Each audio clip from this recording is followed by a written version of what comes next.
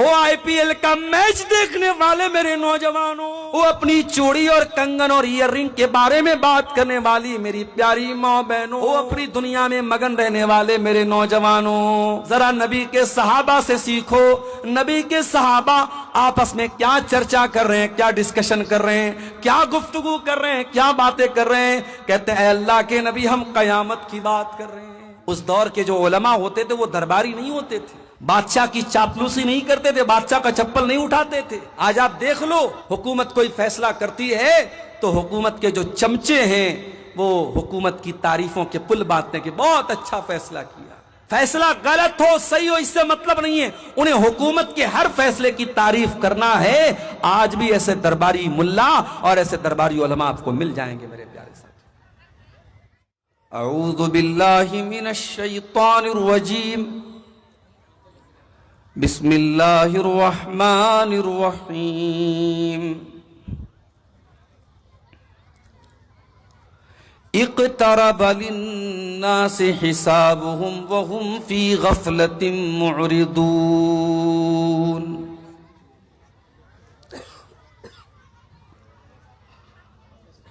मुहतरम उलमाए किराम, बुजुर्गों और दोस्तों, नौजवान साथियों, माँओं और बहनों, प्यारे बच्चों, रात के तकरीबन 1:30 बज रहे हैं और आज का ये प्रोग्राम बहुत उतार चढ़ाव के बाद मैं समझता हूं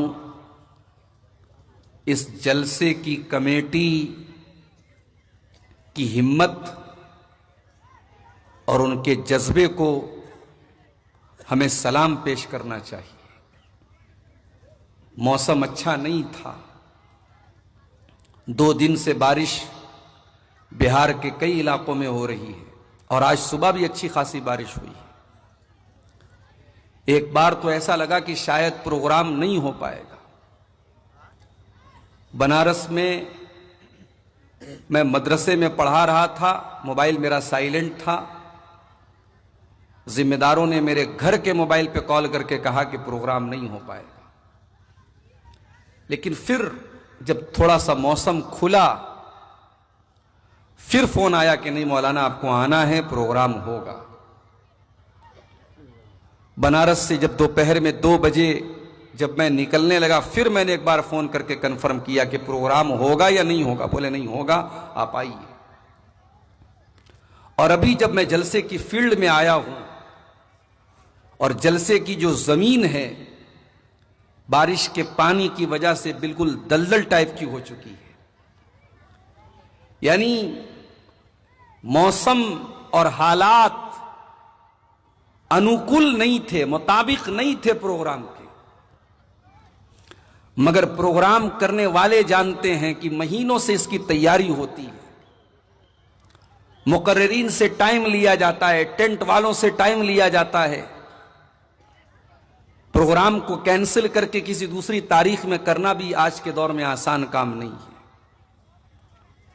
और अभी जब मैं स्टेज पर आया हूं, मुझे लोगों ने यह भी बताया कि प्रोग्राम मदरसा अनवारुल उलूम के चंदे के लिए था और जो चंदे की एक्सपेक्टेशन थी, जो उम्मीद थी, जो आशाएं थी, वो पूरी नहीं हुई। मुझसे पहले मौलाना हुसैन सलफी साहब, जो इस इलाके के बड़े मशहूर बंगला मुकर्रिर हैं और चंदा करते हैं, वो चंदा करके गए हैं। मगर मुझे जिम्मेदारों की तरफ से इशारा दिया गया कि चंदा कम हुआ है। मैं आप सबसे अपील भी करता हूं, जो लोग जा चुके हैं उनकी बात नहीं करता हूं, जो हैं वो जरूर इस बात का ख्याल करेंगे।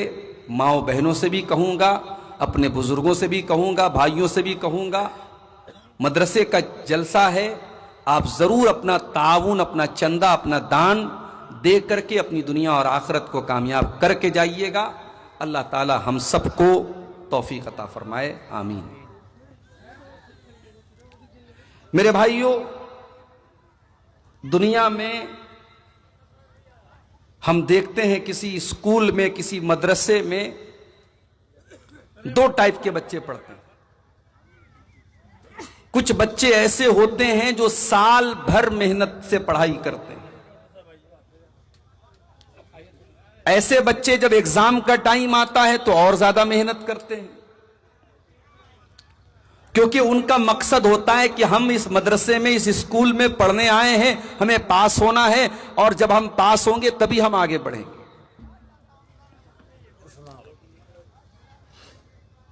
और मदरसे में दूसरे टाइप के बच्चे वो होते हैं जो साल भर तो पढ़ाई नहीं करते, मगर एग्जाम का टाइम जब करीब आता है तो उनको भी ये एहसास होता है कि अगर मैंने पढ़ाई नहीं की, मैंने मेहनत नहीं की, तो मैं फेल हो जाऊंगा।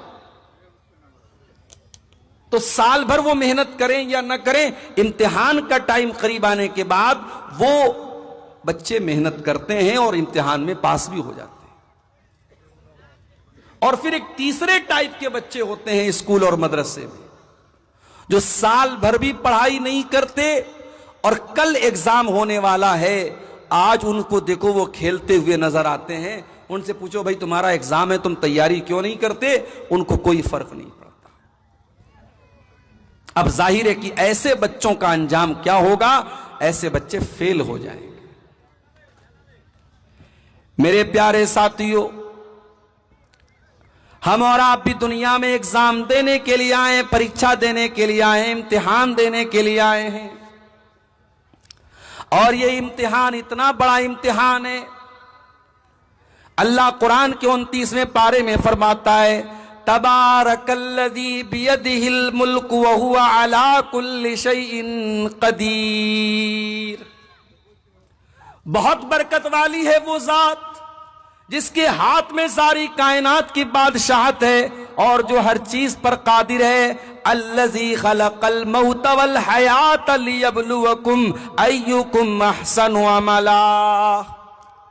उस अल्लाह ने मौत को पैदा किया, उस अल्लाह ने जिंदगी को पैदा किया। वो तुम्हारी परीक्षा लेना चाहता है, तुम्हारा एग्जाम लेना चाहता है, तुम्हारा इम्तिहान लेना चाहता है कि कौन अच्छा अमल करने वाला है, कौन अल्लाह को राजी करने वाला अमल करने वाला है।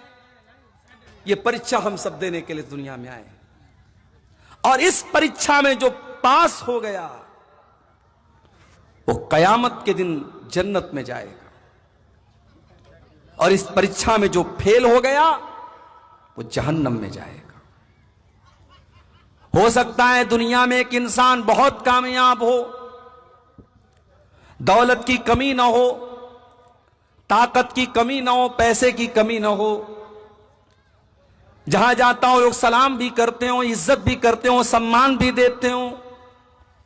लेकिन वही आदमी कल कयामत के दिन जब अल्लाह के पास जाएगा और अल्लाह की अदालत में यह फैसला किया जाएगा, ऐ मेरे बंदे तू जन्नत में नहीं जा सका, तू जहन्नम में जाएगा।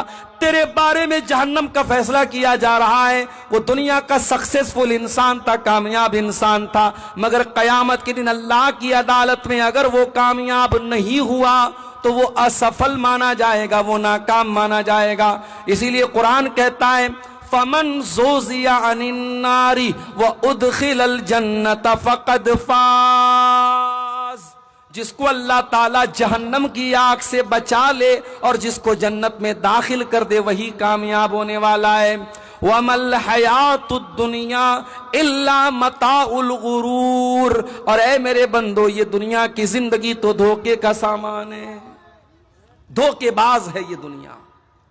आज इज्जत करती है, कल आप कुछ गलत कर दें गाली देगी आपको। आज आपके पास 4 पैसे हैं, सलाम करती है, कल पैसे खत्म हो जाएं पहचानने से इनकार कर देगी ये दुनिया। वमल हयातुद दुनिया इल्ला मताउल गुरूर। ये दुनिया तो धोखे का सामान है, बेवफा है ये दुनिया, दगाबाज है ये दुनिया। आप अपनी औलाद से बहुत मोहब्बत करते हैं, सूद और ब्याज का धंधा क्यों करते हैं? औलाद की खुशियों के लिए। चोरी बेईमानी करके मकान क्यों बनाते? अपनी औलाद के लिए, अपनी औलाद के लिए। हलाल और हराम को भूल जाने वालों, कल जब तुम मर जाओगे ये औलाद तुम्हारे काम नहीं आएगी। बहुत करेगी, बाप के मरने पर आंसू बहाएगी, तकलीफ का इजहार करेगी, दुखड़ा रोएगी, अपने बाप को कफनाएगी, दफनाएगी, कब्रिस्तान लेकर के जाएगी, कब्र में डालेगी। उसके बाद आपकी औलाद भी मिट्टी दे करके चली आएगी। आपके वो दोस्त जो दुनिया में आपके जिगरी दोस्त कहलाते थे, आपके लिए जान देने की बात करते थे, कुरान कहता है युबस्सरूनहुम यवद्दुल मुजरिमु लौ यफ्तदी मिन अज़ाबि यौमिइज़िम बिबनी। कयामत के दिन कोई दोस्त अपने दोस्त के काम नहीं आएगा। इंसान अपनी औलाद को देख करके भागेगा, व साहिबतिही वाखी, अपनी बीवी को देख करके भागेगा, अपने भाई को देख करके भागेगा, व फसीलतिही हिल्लती तुवी, अपने खानदान को देख करके भागेगा। कोई किसी का पुरसाने हाल नहीं होगा। यही दुनिया की हकीकत है मेरे प्यारे साथियों। वमल हयातुद दुनिया इल्ला मताउल गुरूर, दुनिया धोखे का सामान। ऐ अपनी ताकत पे नाज करने वालों, जिस दिन मौत का फरिश्ता आएगा सारी ताकत धरी की धरी रह जाएगी।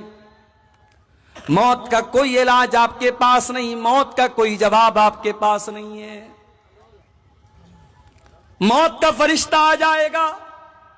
आप कितने दिमाग वाले हैं, कितने जीनियस हैं, कितने बुद्धिमान हैं, कितने चतुर हैं, कितने पढ़े लिखे हैं, मौत को इससे कोई मतलब नहीं है।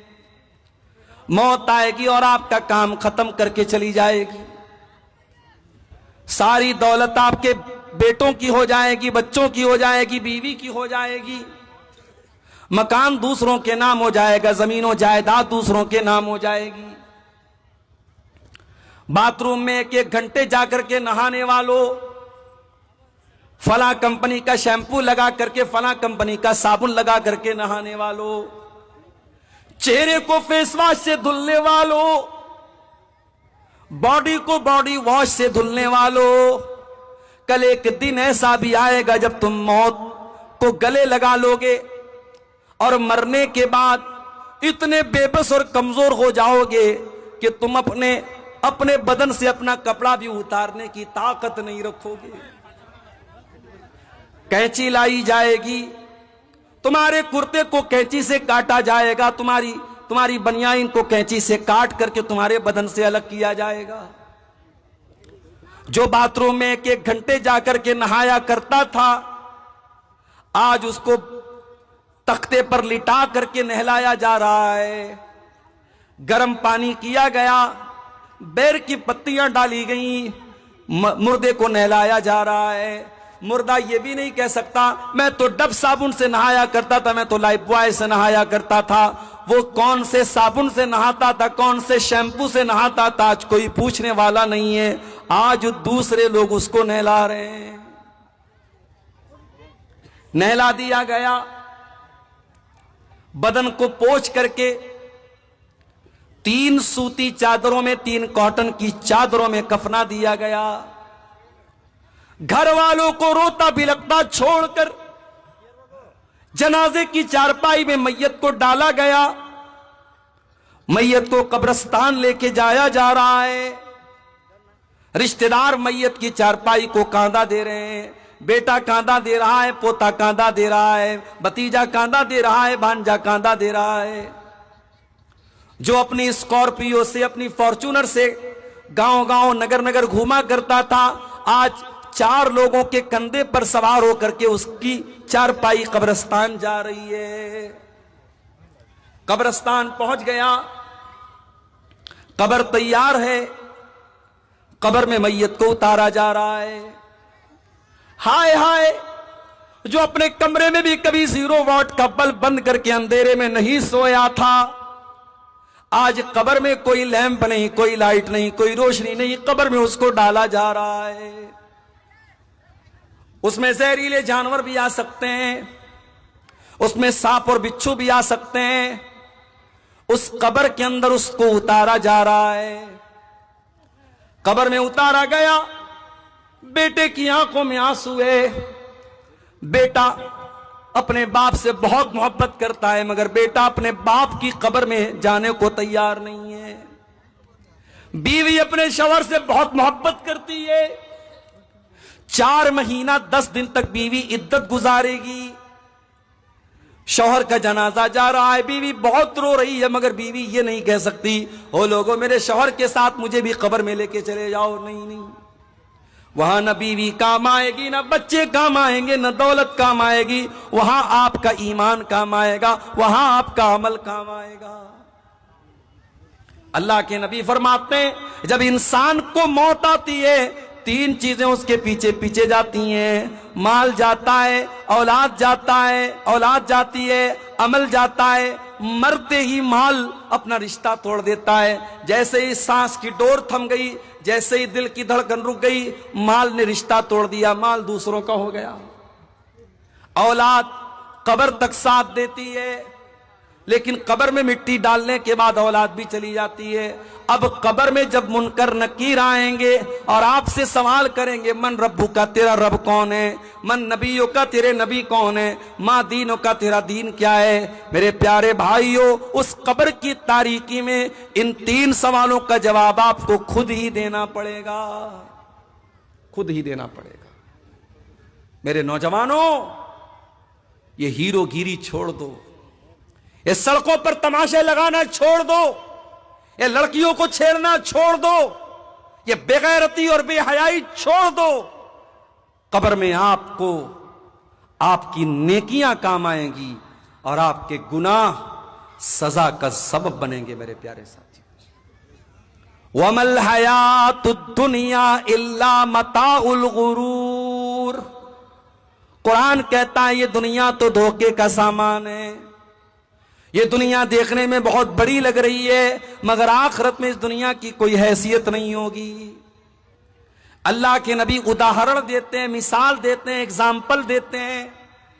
एक आदमी को लाया जाएगा कयामत के दिन, यूता बिअनाम अहली दुनिया, वो दुनिया में बहुत ऐशो आराम से रहने वाला होगा। पूरे बानी कोल में उससे बड़ा किसी का मकान नहीं होगा, उससे ज्यादा किसी के घर में दौलत नहीं होगी, उसके घर में 4 व्हीलर की कमी नहीं, उसकी औलाद भी बहुत खूबसूरत, उसके लड़के लड़कियां भी बहुत खूबसूरत, उसका मकान भी बहुत शानदार। न दौलत की कमी, न ताकत की कमी, न हुस्न जमाल की कमी, बहुत ऐशो आराम से रहता था। लेकिन अल्लाह की अदालत में वो जहन्नम में जाने वाला था। अल्लाह के नबी फरमाते हैं उस इंसान को लाया जाएगा, फयुस्बगु सबगतन फिन्नार, और एक पल के लिए जहन्नम में डाला जाएगा। मैं तो बनारस का रहने वाला हूं, हमारे यहां कपड़े का काम होता है। ये जो हम कपड़ा पहनते हैं ना, इसमें जो एक एक धागा होता है, इसका पूरा प्रोसेस मैंने अपनी आंखों से, ये हमारे घर का कारोबार है, हमारे बाप दादा ये काम करते चले आए। ये जो कपड़े का धागा होता है ना, उसको डाई करते हैं, कलर करते हैं। तो पानी को पहले खौलाते हैं, और पानी जब बिल्कुल खौलने लगता है उसमें कलर डालते हैं, और उसमें बहुत सारा केमिकल भी डालते हैं। और उसके बाद धागे को जब डालते हैं, अच्छा धागे को कलर करने की भी बड़ी स्टाइल होती है। एक ही दुपट्टे में 3-3, 4-4 कलर कैसे आ जाता है, वो भी कलर करने की, डाई करने की एक तरकीब होती है। तो जो कलर करते हैं कपड़े को या धागे को, कभी आपने देखा होगा दुकान वगैरह पर कि वो बर्तन में पानी गर्म करते हैं और कपड़े को डाल करके फौरन निकाल लेते हैं। फौरन क्यों निकाल लेते? ताकि कलर ज्यादा ना हो जाए, ज्यादा गहरा ना हो जाए। जितना कलर हमें चाहिए उतना ही कलर हमको मिलना चाहिए। अल्लाह के नबी के अल्फाज पर गौर करो। एक आदमी दुनिया में बहुत ऐशो आराम से रहता था, न पैसे की कमी, न खाने पीने की कमी, न दौलत की कमी, न मकान की कमी, न सवारी की कमी। उस इंसान को एक पल के लिए अल्लाह ताला जहन्नम में डालेगा। जिस तरीके से कपड़े की रंगाई करने वाला कपड़े को बर्तन में डाल करके निकाल लेता है, धागे को डाल करके निकाल लेता है, अल्लाह ताला जहन्नम में डाल करके एक पल के लिए निकालेगा। अल्लाह पूछेगा, है मेरे बंदे, हल राईता खैरन कत्तु हल मर्रा बिका नईमुन कत्तु, ऐ मेरे बंदे क्या कभी तूने कोई भलाई देखी, क्या कभी तूने कोई नेमत देखी, क्या कभी तूने कोई सुख देखा, क्या कभी तूने कोई खुशी देखी, क्या कभी तूने कोई ऐशो आराम देखा? सारी जिंदगी ऐशो आराम में गुजारने वाला वो इंसान कहेगा मा रअयतु खैरन कत्तु, आय अल्लाह मैंने कभी कोई भलाई नहीं देखी, मैंने कभी कोई सुख नहीं देखा, मैंने कभी कोई ऐशो आराम नहीं देखा। एक पल के लिए, सिर्फ एक, मैं मिनट भी नहीं कह सकता, मैं सेकंड भी नहीं कह सकता, एक सेकंड का भी कितना हिस्सा था मैं नहीं जानता। एक पल के लिए जहन्नम में डालने के बाद इंसान दुनिया का सारा सुख चैन भूल जाएगा। मेरे प्यारे साथ, वमल हयातुद दुनिया इल्ला मताउल गुरूर। गौर करो मेरे प्यारे साथियों, आखिरत के मुकाबले में दुनिया की क्या औकात है।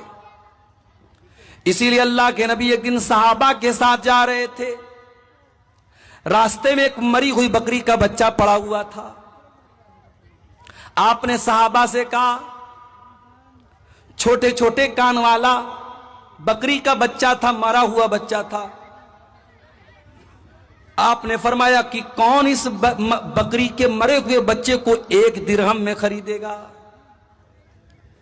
सहाबा ने कहा, अल्लाह के नबी ये तो वैसे भी छोटे छोटे कान वाला ऐबदार है और मरा हुआ है, 1 दिरहम की आप बात करते हैं, अगर इसको कोई फ्री में देगा तो भी हम खरीदने को तैयार नहीं है। क्या जवाब दिया जनाबे मोहम्मद रसूलुल्लाह ने, जरा गौर से सुनना मेरे प्यारे साथियों। आपने फरमाया लद्दुनिया अहवनु अलल्लाहि मिन ज़ालिक, ऐ मेरे सहाबा इस मरे हुए बकरी के बच्चे से भी ज्यादा ये दुनिया अल्लाह की नजर में हकीर है। अल्लाह की नजर में इस मरे हुए बकरी के बच्चे की जो वैल्यू तुम्हारी नजर में, उससे ज्यादा वैल्यू दुनिया की अल्लाह की नजर में नहीं है। और हम और आप दुनिया के लिए मरे जा रहे हैं। हाय दुनिया, हाय दुनिया, दुनिया की औरत, दुनिया की दौलत, दुनिया की ताकत, दुनिया का नशा, दुनिया हमको बर्बाद की हुई है। मेरे प्यारे साहब, हजरत उमर के पोते को देखो, सालिम बिन अब्दुल्ला नाम था, हरम में तवाफ करने के लिए जा रहे हैं। उस दौर का बादशाह जिसका नाम हिशाम बिन अब्दुल मलिक था, उसने देखा बहुत भीड़ लगी है, लोग मुसाफा कर रहे हैं, लोग मिलने आ रहे हैं। पूछा कौन है? कहा हजरत उमर के पोते हैं सालिम बिन अब्दुल्ला। हिशाम बिन अब्दुल मलिक भी करीब आया, उसने मुसाफा किया, सलाम किया, कहा ऐ सालिम बिन अब्दुल्ला, ऐ हजरत उमर के पोते, मैं अमीरुल मोमिनीन हूं, मैं हिशाम बिन अब्दुल मलिक हूं। ऐ सालिम, अगर कोई चीज की जरूरत हो तो मुझसे मांग लेना। सालिम ने कहा अमीरुल मोमिनीन, खाने काबा के पास खड़ा हूं, अल्लाह के घर के पास खड़ा हूं। ऐ सालिम, मुझे शर्म आती है कि अल्लाह के घर में खड़ा होकर के मैं अल्लाह के सिवा किसी और से कुछ मांगूं, मैं यहां आपसे कुछ नहीं मांग सकता। सालिम ने तवाफ किया, हिशाम बिन ने भी तवाफ किया। तवाफ कंप्लीट करने के बाद जब सालिम बिन अब्दुल्ला हरम के बाहर निकले, हिशाम बिन अब्दुल मलिक ने उनका हाथ पकड़ा, कहा है सालिम, अब तो आप हरम के बाहर आ चुके हैं, आप तो मस्जिद हराम के बाहर आ चुके हैं। सलनी हाजतन, अब कोई सवाल करना हो तो मुझसे कर लो, कोई चीज मांगना हो तो मुझसे मांग लो। कहा अमीरुल मोमिनीन, क्या मांगू आपसे? दुनिया की कोई चीज मांगू या आखिरत की कोई चीज मांगू? कहा है सालिम, आखिरत की कोई चीज देने के काबिल तो मैं नहीं हूं, हां दुनिया की कोई चीज अगर चाहिए तो मैं देने को तैयार हूं। कहा है अमीरुल मोमिनीन, मा सालतु दुनिया मिम्मन यमलिकुहा फकैफ असअलुहा मिम्मन ला यमलिकुहा। ऐ अमीरुल मोमिनीन हिशाम बिन अब्दुल मलिक, मैंने तो दुनिया का सवाल उस जात से भी नहीं किया जो दुनिया की मालिक है, मैंने तो अल्लाह से भी दुनिया का कोई सवाल नहीं किया, मैंने दुनिया की कोई चीज अल्लाह से भी नहीं मांगी, मैं उससे क्यों दुनिया मांगू जो दुनिया का मालिक भी नहीं है। जो दुनिया का मालिक है अल्लाह तबारक व तआला, मैंने तो दुनिया उससे भी नहीं मांगी है। ऐ हिशाम बिन अब्दुल मलिक, मैं आपसे दुनिया क्यों मांगूं, आप तो दुनिया के मालिक भी नहीं है। मेरे प्यारे साथियों, ये हजरत उमर के पोते की सोच है, ये सालिम बिन अब्दुल्ला की सोच है। और आगे बढ़िए, हारून रशीद का दौर है। हारून रशीद के दौर में एक बहुत बड़े आलिम थे जिनका नाम इब्ने सम्माक था। एक मर्तबा हारून रशीद इब्ने सम्माक से मिलने के लिए आया। उस दौर के जो उलमा होते थे वो दरबारी नहीं होते थे, बादशाह की चापलूसी नहीं करते थे, बादशाह का चप्पल नहीं उठाते थे। आज आप देख लो, हुकूमत कोई फैसला करती है तो हुकूमत के जो चमचे हैं वो हुकूमत की तारीफों के पुल बांटने के, बहुत अच्छा फैसला किया। फैसला गलत हो सही हो इससे मतलब नहीं है, उन्हें हुकूमत के हर फैसले की तारीफ करना है। आज भी ऐसे दरबारी मुल्ला और ऐसे दरबारी उलमा आपको मिल जाएंगे मेरे प्यारे साथी। इब्ने सम्माक बहुत अल्लाह वाले बंदे थे।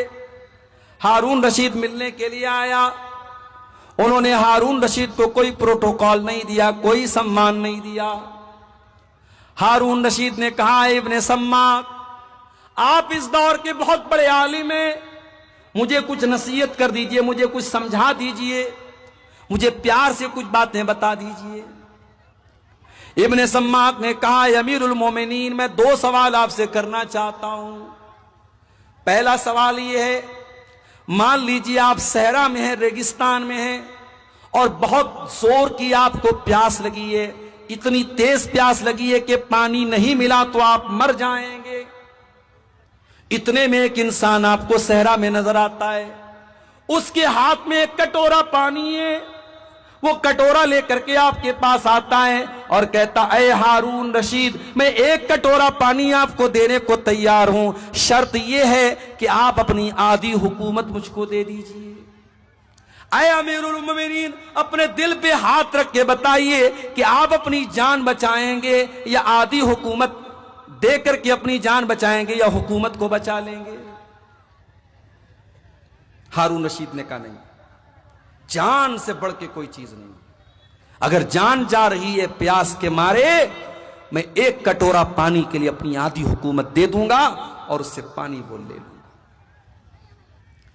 कहा, अमीरुल मोमिनीन पानी आपने पी लिया, अब वो पानी आपकी बॉडी में, आपके शरीर में जाकर के फंस गया, पेशाब का रास्ता बंद हो गया, पेशाब नहीं हो रहा है, आप तकलीफ से बेचैन हैं, पेशाब की नाली जाम है, पेशाब नहीं निकल रहा है, आपको इतनी तकलीफ है कि अगर आपको पेशाब नहीं हुआ तो आप तड़प तड़प करके मर जाएंगे।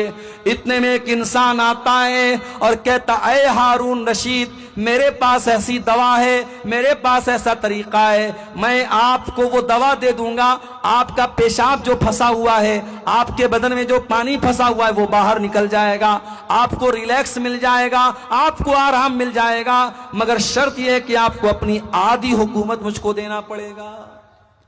ऐ हारून रशीद अब सच्ची बताना कि आप अपनी जान बचाएंगे या आप हुकूमत बचाएंगे। कहा, अगर ऐसी सिचुएशन आ जाए, ऐसी कंडीशन आ जाए, जान का खतरा आ जाए, अगर पेशाब नहीं हुआ तो मेरी जान चली जाएगी, ऐसी सूरत में मैं आधी हुकूमत दे करके अपनी जान बचा लूंगा। कहा, अमीरुल मोमिनीन आज के बाद इस हुकूमत पर कभी नाज मत करना। ऐ अमीरुल मोमिनीन हारून रशीद अपनी हुकूमत पर कभी नाज मत करना, आपकी हुकूमत की हैसियत एक कटोरा पानी और पेशाब के चंद कतरे से ज्यादा नहीं है, इस हुकूमत की वैल्यू इससे ज्यादा नहीं है। मेरे प्यारे साथियों, जो बात हारून रशीद को इतनी समझा बुझा करके इब्ने सम्माक ने कही थी, कुरान ने एक लाइन में वो बात कह दी, वमल हयातुद दुनिया इल्ला मताउल गुरूर। मेरे बंदो ये दुनिया धोखेबाज है, ये दुनिया दगाबाज है, ये दुनिया धोखे का सामान है, ये दुनिया एक दिन तुमको जरूर धोखा दे देगी। मेरे बंदो आखिरत की तैयारी करो, आखिरत को बेहतर बनाओ। हम एक एक करके कयामत की निशानी को देख रहे हैं। अब तो वो टाइम भी आ चुका है जब कयामत की बड़ी निशानियां हमारे सामने आ जाएंगी। सही मुस्लिम की रिवायत है, हजरत हुज़ैफा बिन असीद गिफारी फरमाते हैं कि हम लोग आपस में बैठ करके बातचीत कर रहे थे, इतने में अल्लाह के नबी आए। आपने पूछा, मां तज़ा करून, क्या बात चल रही है? सहाबा ने कहा, नज़्कुरु सा, हम कयामत पर बातें कर रहे हैं। ओ आईपीएल का मैच देखने वाले मेरे नौजवानों, वो अपनी चूड़ी और कंगन और ईयररिंग के बारे में बात करने वाली मेरी प्यारी माँ बहनों, वो अपनी दुनिया में मगन रहने वाले मेरे नौजवानों, जरा नबी के सहाबा से सीखो। नबी के सहाबा आपस में क्या चर्चा कर रहे हैं, क्या डिस्कशन कर रहे हैं, क्या गुफ्तगू कर रहे हैं, क्या बातें कर रहे हैं। कहते हैं अल्लाह के नबी हम कयामत की बात कर रहे हैं। सहाबा कयामत की बात करते थे, हम कब कयामत की बात करते हैं मेरे भाई? जलसा हो रहा है, प्रोग्राम हो रहा है, जितने लोग मैदान में फील्ड में नहीं उससे ज्यादा आपको सड़क पर चलते हुए नजर आ जाएंगे। नौजवान लड़के लड़कियों के, औरतों के पिंडाल के पास आपको नजर आ जाएंगे, लड़कियां दुकानों पर आपको नजर आ जाएंगी, लोग चलते फिरते नजर आ जाएंगे। आज दीन की बातों को लोग सुनना नहीं चाहते, आज कयामत की बातों को लोग सुनना नहीं चाहते मेरे प्यारे साथियों। सहाबा ने कहा अल्लाह के नबी हम कयामत की बातें कर